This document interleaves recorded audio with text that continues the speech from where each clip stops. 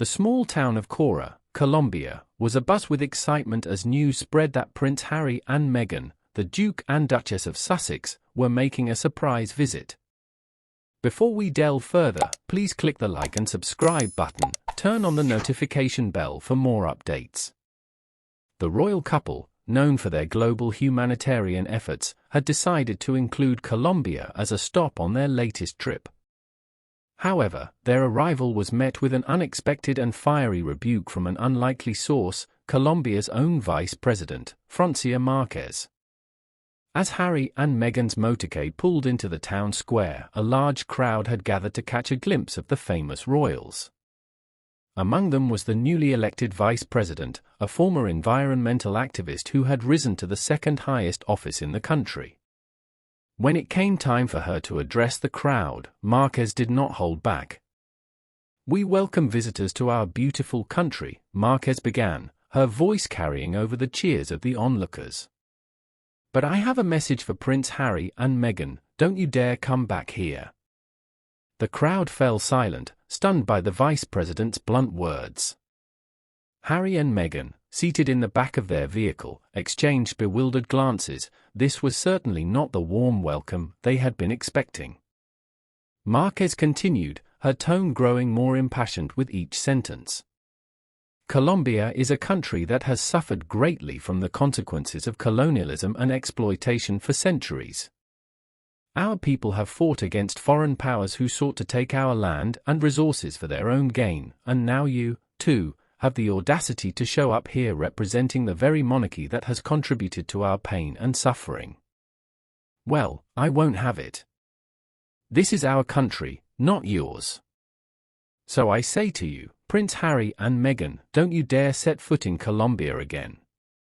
The crowd erupted into thunderous applause, many waving Colombian flags and cheering Márquez's words.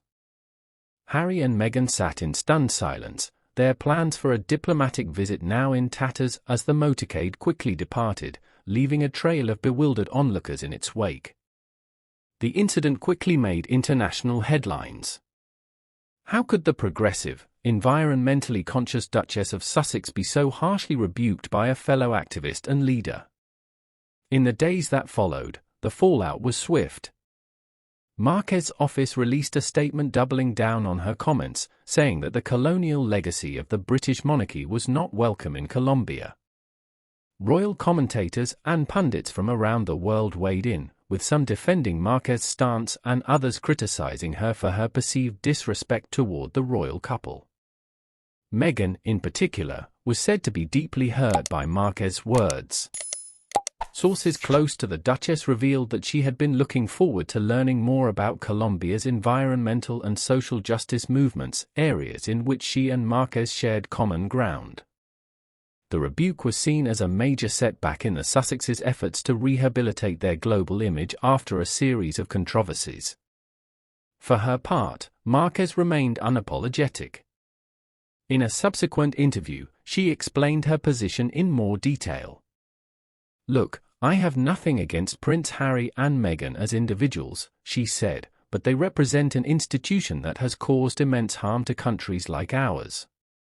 The British monarchy is a symbol of colonial oppression, and we won't just roll out the red carpet for them as if that history doesn't exist."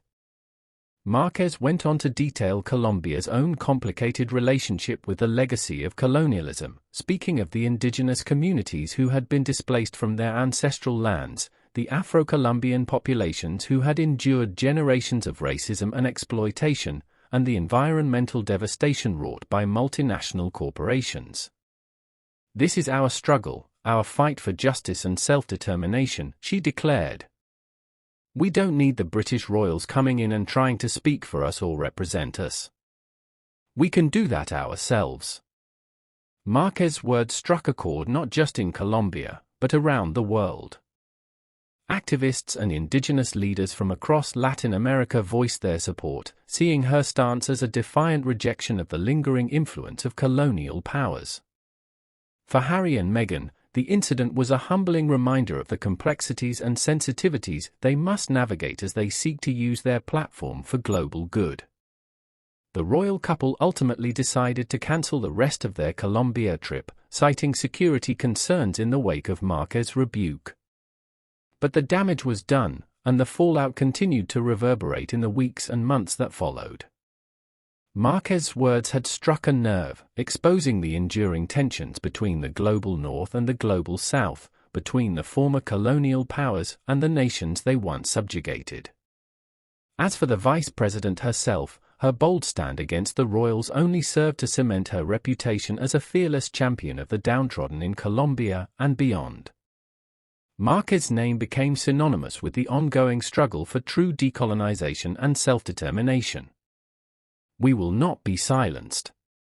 We will not be ignored," she declared in a subsequent speech. "The days of the British monarchy dictating to us are over. This is our country, our future, and we will decide for ourselves what that looks like."